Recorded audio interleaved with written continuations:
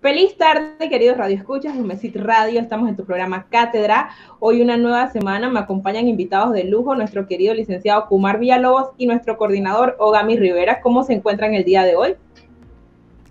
Bueno, gracias a Dios nos encontramos con salud, optimistas del futuro, agradeciendo la oportunidad a la Universidad UMESIT. Gracias.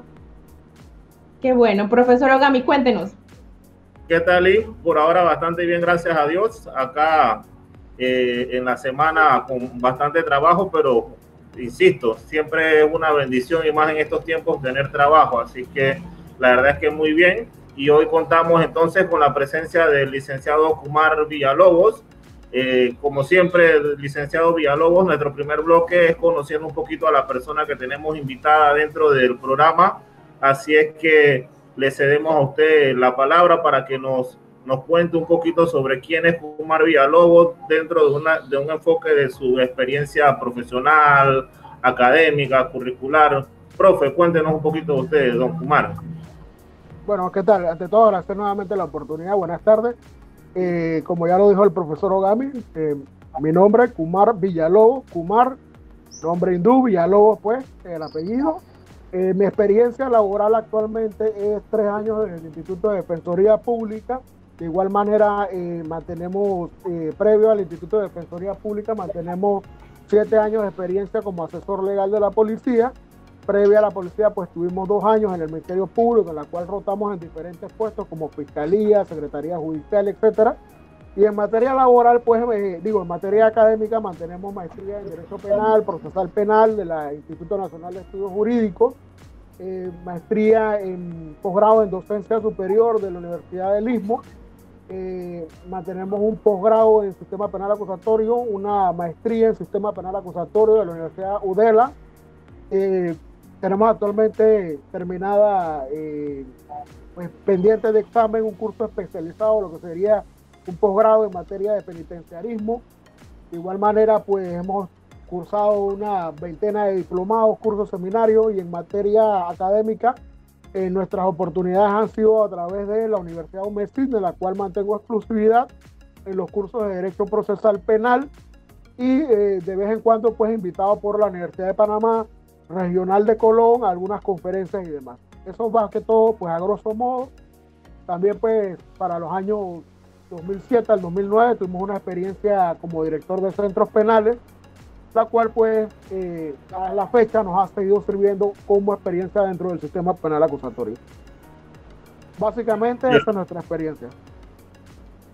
Perfecto, profe, de verdad que muy versado en el área que vamos a tocar el día de hoy, con experiencias muy interesantes. Y bueno, de repente, como recientemente hemos tenido un programa donde se tocaron conceptos del sistema penal acusatorio con 2 estimados colegas suyos, el licenciado Carlos González y el licenciado José Guerra, pues podemos saltarnos de repente un poquito esa fase introductoria, conceptual, e irnos un poquito más a la temática del día de hoy, que es la defensa dentro de lo que es la fase de investigación, cuál es su rol, cuál es su desempeño, entre otros aspectos que vamos a ir tocando el día de hoy. Pero antes de entrar en ese contexto ya de lleno, algo superficial, profe, tratando de entrar en temática, su perspectiva sobre el ejercicio de la profesión en la actualidad, profe. El ejercicio de la abogacía, ¿cuál es su criterio, profe? Bueno, actualmente, como ustedes sabrán, pues existe ya más de 23,000 abogados idóneos ejerciendo la abogacía. Yo soy del criterio que la carrera tiene sus oportunidades, si bien entendemos pues que la carrera ha tenido un mayor ímpetu, ya que existen ya prácticamente 34 o 32 facultades de Derecho. Eso no significa que no haya oportunidades dentro del campo. ¿Cuál es el ejemplo que yo les doy para la persona que quiere vivir de la abogacía? Tienes que especializarte. Tienes que especializarte en un tema. ¿Por qué?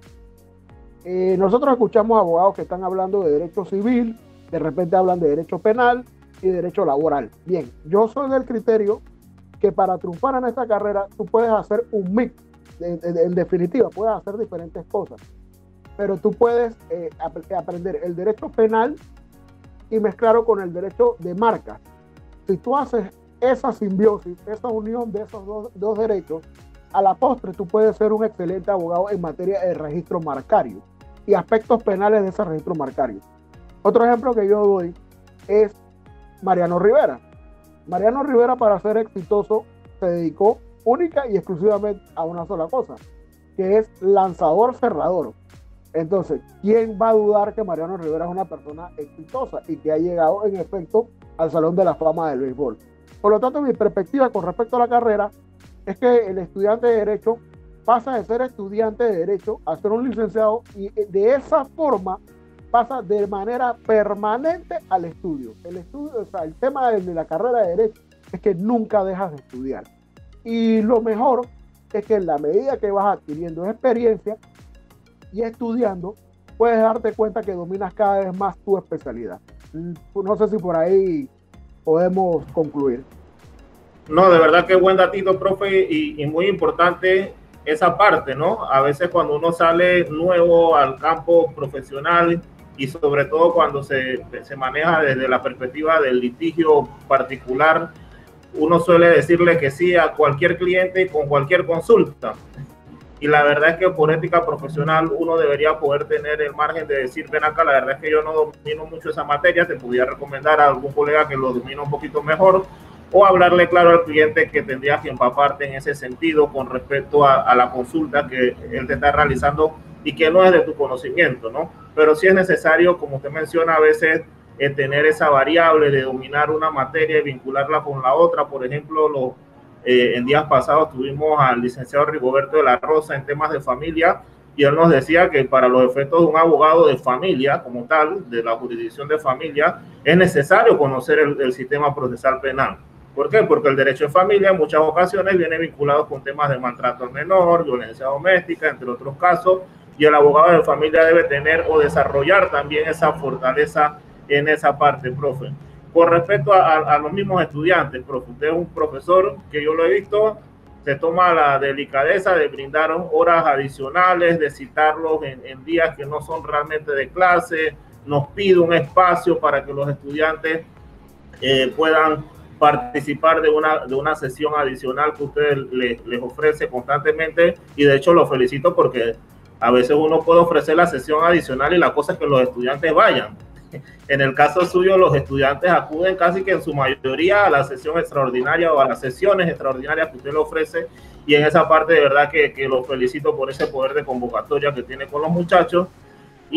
Pero ¿qué tipo de recomendaciones le daría a esos muchachos que están ávidos de conocimiento, profe, y que ya están a punto de graduarse y se van a enfrentar a este mundo profesional, doctor?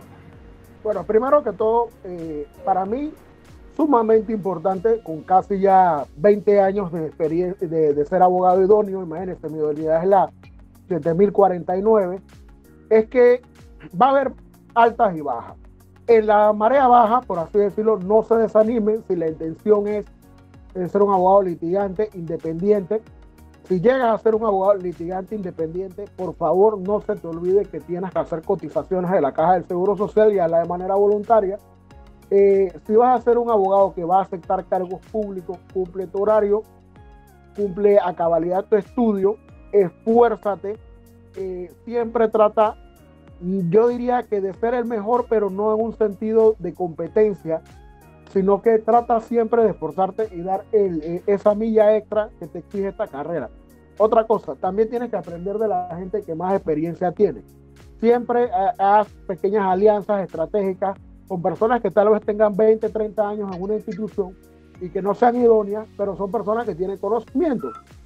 Esas personas están ávidas de dar su conocimiento. Esas personas están ávidas de querer demostrar, poder enseñarle y mostrarle a alguien sus conocimientos.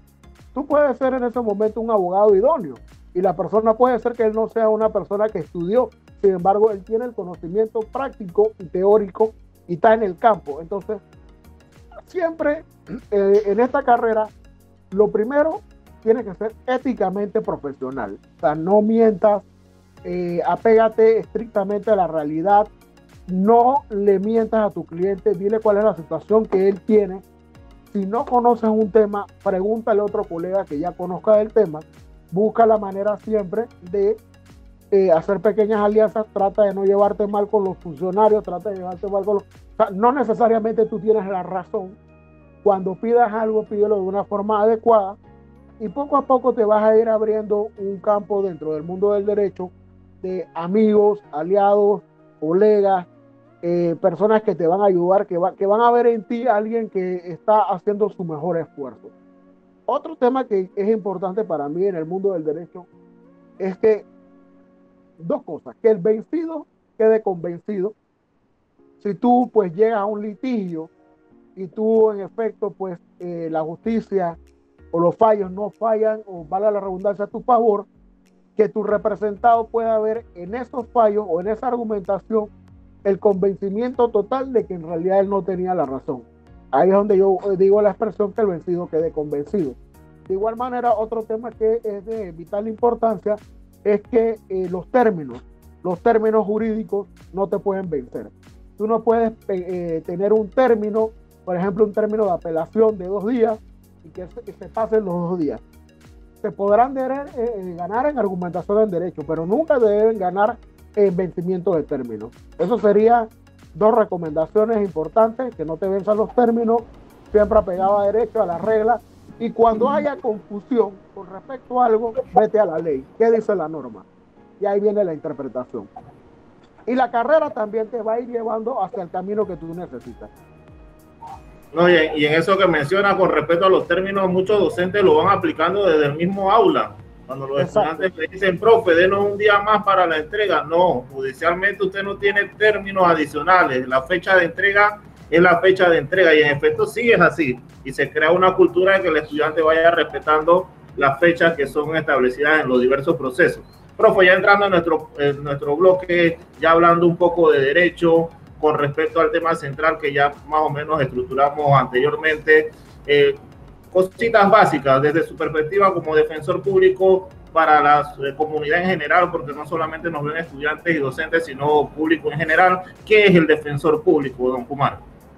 Bueno, el defensor público, lo que más que todo se conocía como, a veces se le dice el defensor del Estado, o el abogado que te pone gratuito el Estado en caso de que tú no tengas una defensa particular. Un defensor público es un defensor de oficio, lo que se le conoce como abogado de oficio. El defensor público es la figura que constitucional y procesalmente te da el Estado para que defienda tus derechos. Es decir, si tú no tienes pues para adquirir los servicios de un abogado privado, el Estado te brinda uno que antes era más que todo conocido como abogado de oficio. Y bueno, hoy por hoy pues con todos estos cambios de sistemas, de sistema inquisitivo al sistema penal acusatorio, se le dice abogado de oficio o defensor de oficio, ¿no? Defensor, el que defiende, el que aboga, el que está para velar por tus derechos. Y en ese sentido, la gente a veces interpreta y dice, no, que tú defiendes maleantes. No. Nosotros defendemos garantías, derechos. Es decir, cada persona detenida desde el primer segundo de su detención tiene derecho a una comunicación ininterrumpida con un defensor de su elección. Y en este sentido, el Instituto de Defensoría Pública te brinda a través de los enlaces correspondientes, es decir, la aprehensión que se da, de igual manera tenemos conocimiento de manera inmediata de la presencia de una persona aprehendida, y en este sentido el Instituto de Defensoría Pública se hace presente de manera lo más rápido posible, ya sea en la sala de guardia de la Policía Nacional o ya sea a través de los sistemas de videoconferencia, toda vez que existe una pandemia en este momento. Excelente, profe. Con relación a lo que mencionó, donde señala que muchas veces se entra en esa diatriba ética de decir, bueno, es que el defensor público está defendiendo maleantes, ¿dónde está la ética del abogado? Yo nunca tomaría ese caso, y los abogados particulares suelen llenarse mucho la boca diciendo, yo jamás tomaría ese caso, defendería a ese ciudadano. Pero bien, usted mencionó que eso parte de una premisa constitucional. ¿Cuál es su criterio sobre el particular, don Kumar Villalobos?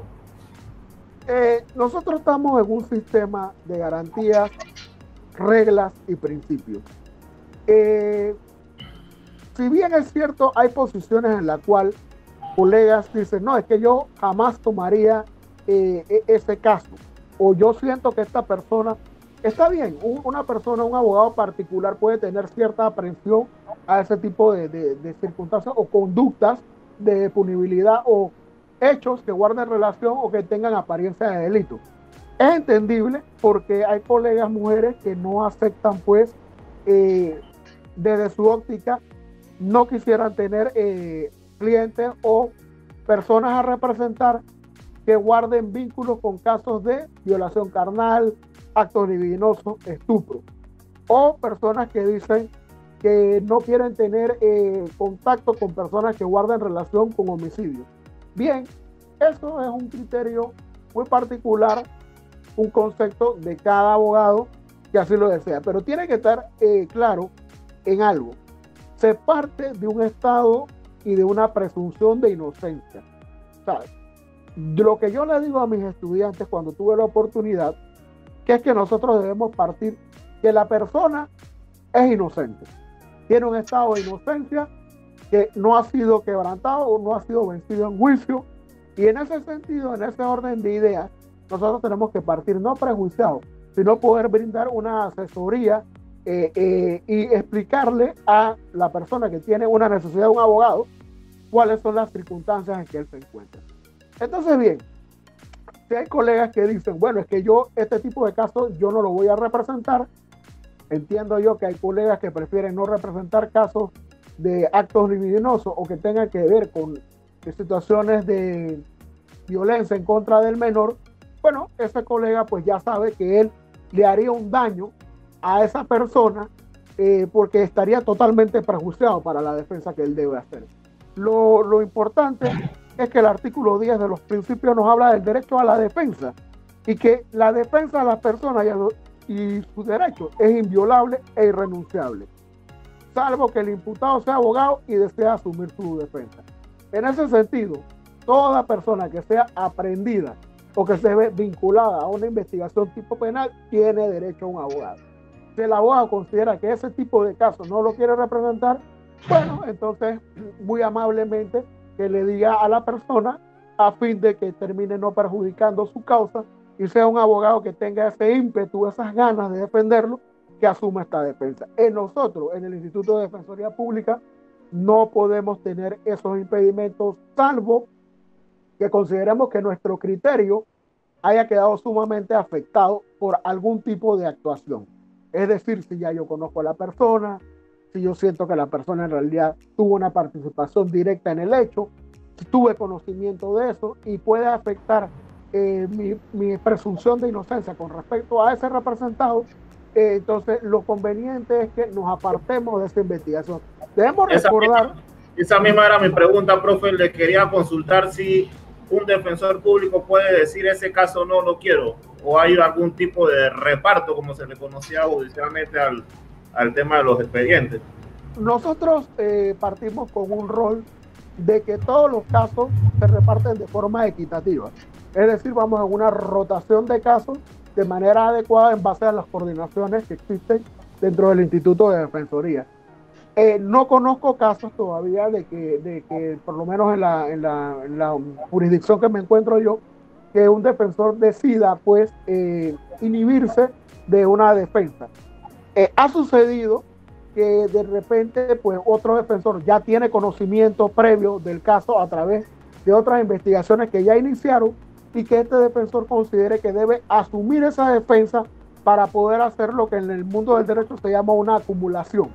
Es decir, por otro hecho previo, este señor tuvo un caso de violencia doméstica y posteriormente tiene nuevamente otro caso de violencia doméstica con la misma pareja. Son los mismos, las mismas partes que están, los mismos sujetos procesales, sigue siendo el mismo denunciado, sigue siendo la misma víctima, sigue siendo el mismo indiciado, sigue siendo la misma víctima, pero en dos momentos diferentes. Por lo tanto, son dos hechos diferentes.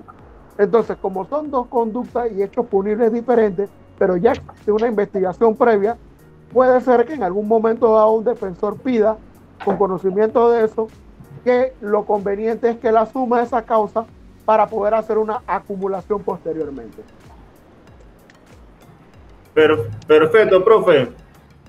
Con relación a la misma fase de investigación, entonces, para contextualizarnos en ese sentido, ¿en qué consiste la fase de investigación, don Kumar? Bueno, la fase de investigación, tenemos que estar claros. La fase de investigación no inicia en la imputación. Hay una fase de investigación pre-imputación y hay una fase de investigación post-imputación. En la doctrina o en la literatura se le dice una fase de investigación desinformal y luego hay una fase de investigación formal. Bien, inicia una noticia criminal por denuncia, querella o de manera oficiosa. Es decir, que existe una persona que pone una querella penal o hay una persona que pone una denuncia penal y el Ministerio Fiscal, a través de su jus punendi, es decir, el derecho a la persecución del delito que le ofrece la Constitución y el Estado, inicia una investigación. En ese momento, esta fase de investigación, como bien lo ha dicho el profesor Ogami, para la redundancia, es una fase de investigación, pero es una fase de investigación desinformal o informal. No existe imputación previa. Y en ese momento el Ministerio Público inicia una serie de investigaciones en la cual pide una certificación a un banco, en la cual hace una investigación de oficio o de campo, una investigación de campo, en la cual un miembro de la policía va a esa comunidad, empieza a preguntar por aspectos que se dan dentro de esa casa, si hay una denuncia que en esa casa existe venta de sustancias ilícitas, la policía inicia una investigación informal, etcétera, etcétera, etcétera. Luego viene en esta fase de investigación todos estos actos preparatorios, que es lo que se considera hechos que nos habla el artículo 280. Y ahí nos vamos a lo que establece el artículo 280. Cuando el Ministerio Público considere que tiene suficiente evidencia para formular imputación, en este caso, más que evidencia, son actos de investigación que van a ser evidencia ya en la fase de juicio. Solicitará audiencia ante el juez de garantía para tales efectos. En esta audiencia, el fiscal comunicará oralmente a los investigados que se desarrolla una investigación en su contra con respecto a uno o más delitos determinados. La imputación individualizará. Es decir, yo, señor Juan González, consejo la tal, residente de tal lugar, inicio una investigación y entonces le dirá los hechos relevantes. ¿Cuáles son los hechos relevantes? Tal día hubo una denuncia en la cual usted estaba cometiendo actos libidinosos en contra de su hijastra de 10 años. ¿Cuáles son lo que nos habla de los elementos, los hechos relevantes que fundamentan la imputación? Recuérdese, en este momento todavía no estamos hablando de evidencia. Esos hechos relevantes son entrevistas, informaciones que ha recabado la policía, como bien habló el profesor González y el profesor, el otro profesor se me va, hombre, el que trabaja asesor legal de la policía. Guerra, hombre. Oye, Guerra, ¿cómo se me va a olvidar, amigo Guerra? Esas investigaciones que inicia el Ministerio Público, que son hechos relevantes, que guardan relación a una investigación, en ese momento son hechos relevantes. Todavía no son plena prueba. Plena prueba es cuando nos vamos a juicio.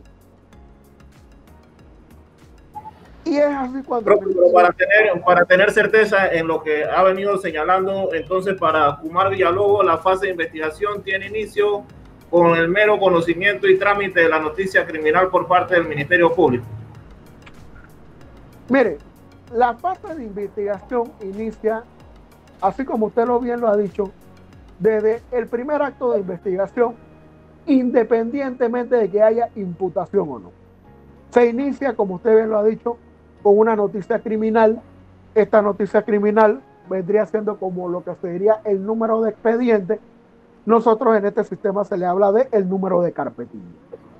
Bien, en esa fase de investigación el Ministerio Público va a hacer una serie de entrevistas, va a hacer una serie de diligencias, en la cual a ellos nos debe llevar a una convicción de que en efecto estamos ante una acción que guarda relación o puede tener interés para el derecho penal para posteriormente hacer una imputación. Esta imputación...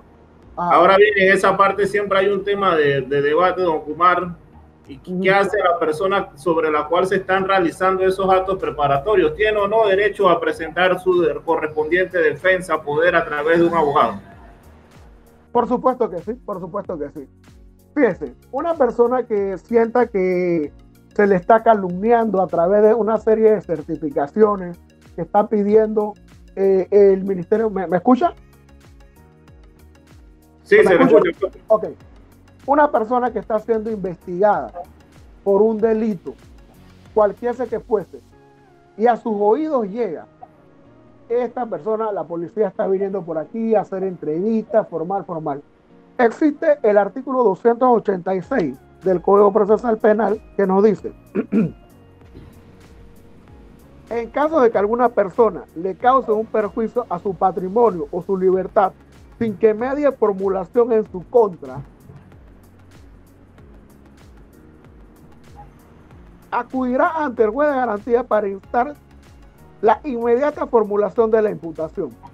En este caso, el juez dará un plazo de 2 días al fiscal para que la formule, y de no hacerlo, decretará el archivo de los antecedentes si lo hubiera, y dejará sin efecto toda medida instructiva que afecte al solicitante. Bien, vámonos a un ejemplo. Nosotros tuvimos un caso de violación carnal en la cual 2 hermanos pues tuvieron, y va a sonar un poco grotesco, sin embargo el derecho penal es así, tuvieron acto carnal contra un menor varón con retardo mental. El Ministerio Público hace todos sus actos de investigación con respecto a los 2 hermanos, realiza una aprehensión a través del artículo 235, en la cual el Ministerio Público tenía suficientes elementos de convicción para considerar que había que hacer una acusación a través de la imputación. Hacen la búsqueda de estos 2 hermanos, aprenden a uno, se le imputa en base al artículo 280 y se le aplica una medida cautelar que a la postre terminó siendo la detención provisional. ¿Qué hace el otro hermano? El otro hermano dice: un momento, yo quiero aclarar mi situación. Yo no guardo relación con este tipo de delitos. Yo no tengo que ver en nada con respecto a este delito. Y el hermano lo que hace es, a través de un defensor privado, y también lo pudo haber hecho a través de un defensor público, solicita una audiencia ante juez de garantía pidiéndole al Ministerio Público que los 2 días siguientes a esa solicitud se le imputara cargos. Bien, no necesariamente eso es una buena estrategia. Paso a explicar por qué. El Ministerio Público puede iniciar una serie de actos de investigación que a la postre considera el Ministerio Público que no es delito. Entonces, si tú me pides a mí que yo haga una audiencia de imputación, acuérdate que la imputación es que a partir de ese momento formalmente inician una investigación en su contra. Esa investigación en su contra tiene 6 meses. Pero no es hasta la fase de acusación, que es lo que se conoce como la fase intermedia, en la cual el Ministerio Público te acusa. Ya no somos amigos. En ese momento el Ministerio Público escúchese, inicia una investigación en su contra. Y en ese momento, si usted tiene elementos que usted desea coadyuvar para su propia defensa, a través de testimonios, testigos y demás personas que puedan ayudar para que usted pueda tener una mejor vinculación al proceso con respecto a su presunción de inocencia, usted lo puede hacer. Sin embargo, desde el momento de la acusación, ya el Ministerio Público te ha declarado la guerra. Te ha dicho: ya yo no te estoy investigando, ahora yo te estoy acusando.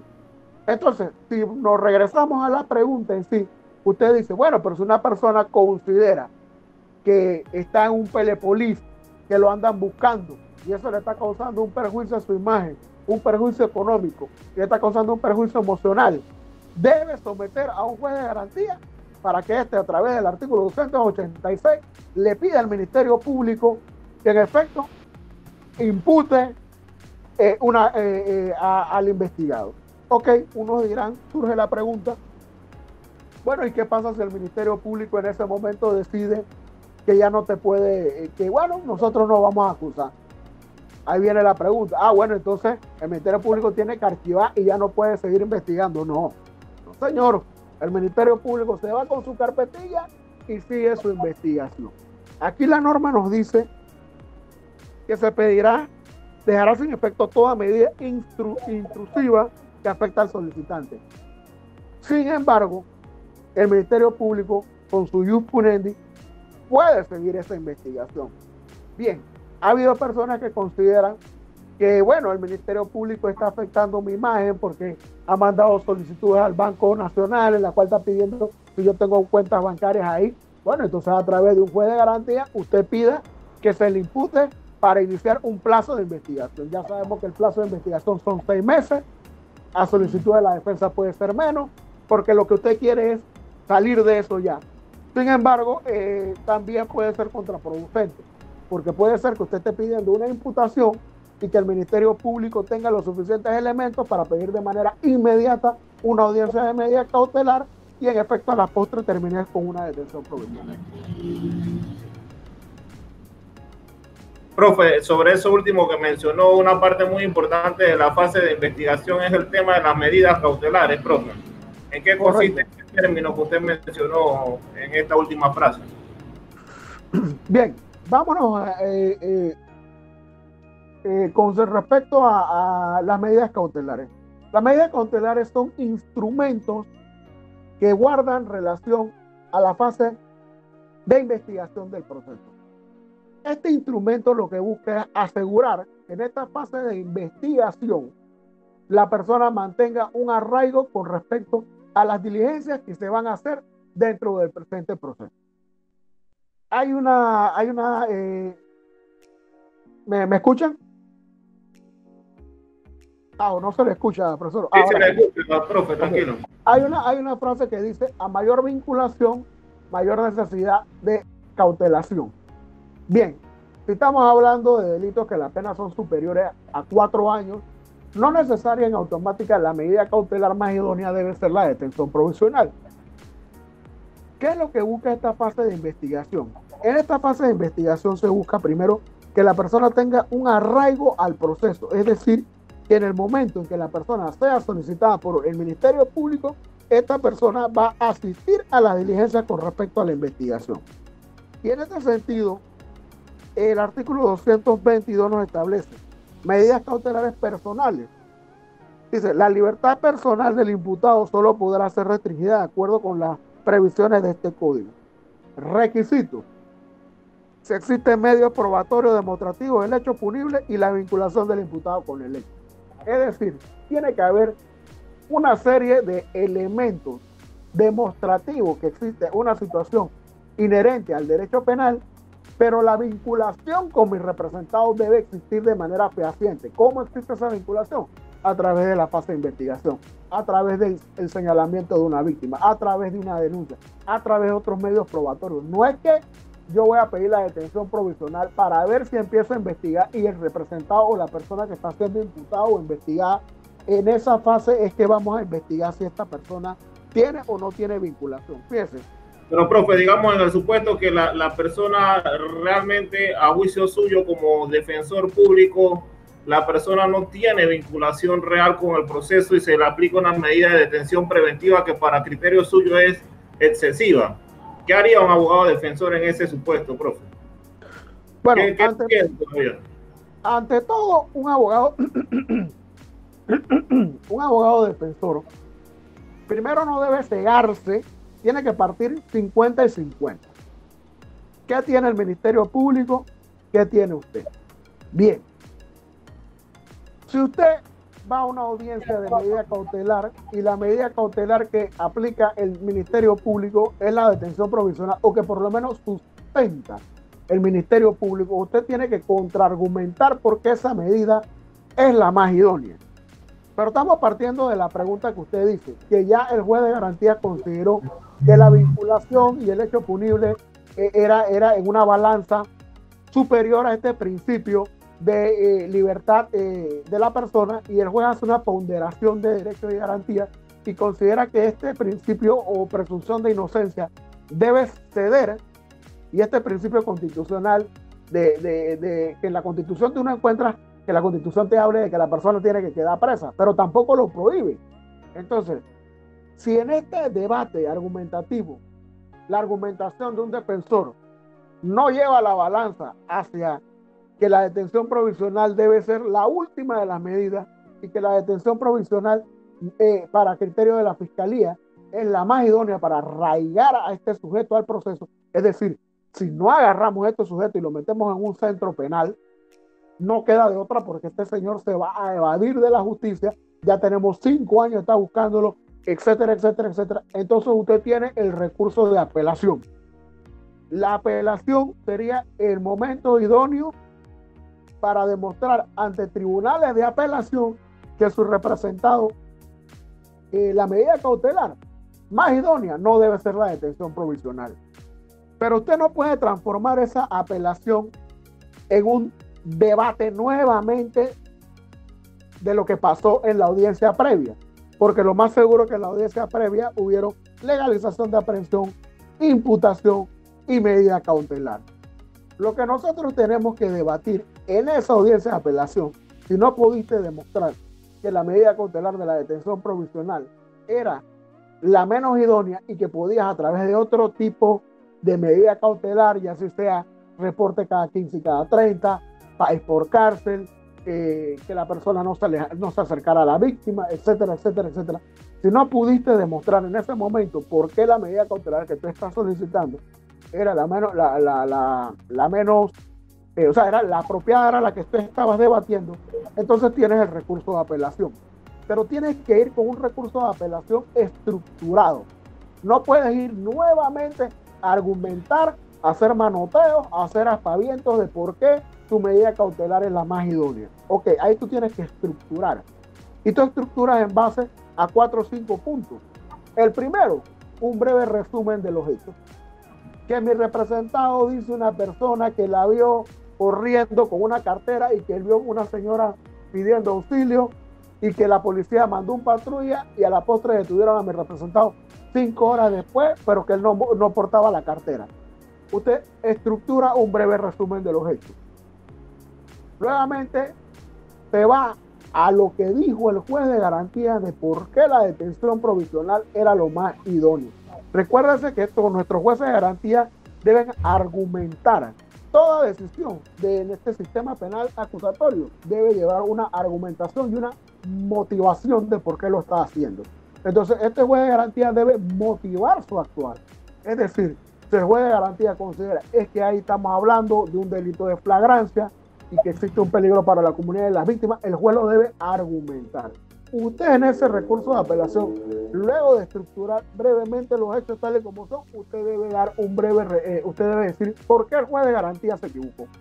Usted tiene que decir, el juez de garantía se equivocó en la medida cautelar que consideró prudente, toda vez que el juez no fundamentó esto, y usted tiene que argumentarlo. Otra parte de la estructuración de una apelación es por qué usted considera que el juez no tenía la razón.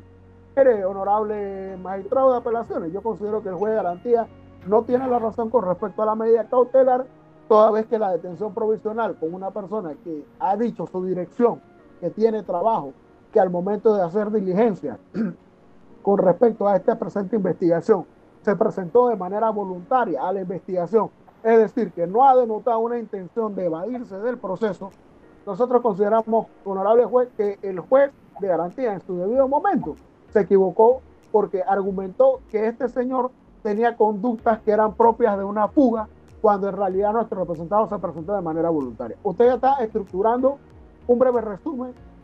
¿Qué dijo el juez? ¿Por qué se equivocó el juez? Que esto, advertir una falacia, es decir, que en algún momento se habló de mentiras o se dieron cosas que no están en la presente carpetilla, usted podría advertirle al juez de garantía, a los jueces de apelaciones, señores jueces de apelaciones, aquí hubo una falacia toda vez que el fiscal dijo que mi representado salió corriendo. Cuando el informe de novedad que se plasma aquí dice que nuestro representado se presentó de manera voluntaria a la estación de policía. Entonces usted advierte esa falacia y ¿qué usted desea? Señor juez, nosotros queremos que se modifique la medida cautelar de detención provisional a una medida cautelar de reporte de firma a los 15 y 30 en base a los numerales 1 del artículo 224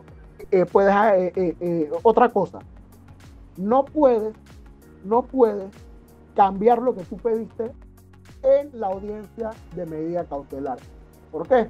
Porque lo que es bueno en ese momento tiene que ser bueno para ahora.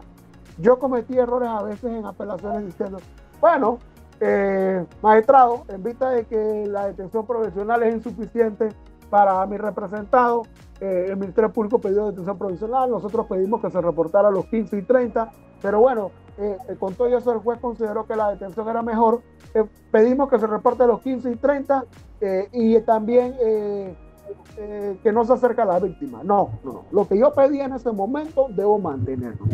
Así que en base a la pregunta que usted me hace del recurso de apelación, si usted queda inconforme con la actuación de juez de garantía, por cuestiones de tiempo y que producción nos va haciendo ya señales, producción nos tiene ahí al dedillo. Saltamos rapidito a nuestro último bloque, profe, nada más preguntas cortas y respuestas cortas, el segmento de sentencia. 3 preguntitas rápidas, profe, y la primera un poquito polémica. Siempre se dice, ¿qué me sale mejor? ¿Defensa pública o me quedo con un abogado particular? ¿Cómo lo ve usted, profe? Bueno, yo definitivamente tengo que jalar o tengo que ir a mi equipo de trabajo. La Defensoría Pública, 24/7 vivimos esto. Aquí tengo la justicia negociada, aquí tengo casación, aquí tengo manual de litigación oral, aquí tengo audiencia de imputación, aquí tengo la imputación.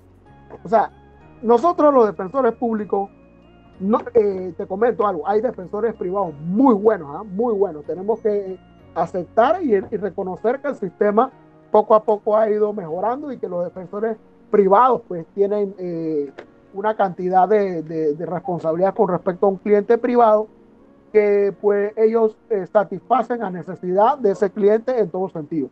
Sin embargo, profe, pero vi que uno de los libros estaba sellado todavía, profe, está nuevecito. No, profe, segunda pregunta, profe. Los estudiantes de Derecho o están un poquito equivocados en la carrera que eligieron o están un poquito desenfocados. El sistema penal acusatorio es un sistema oral, profe. Sí, el sistema penal acusatorio tiene uno de los principios es la oralidad.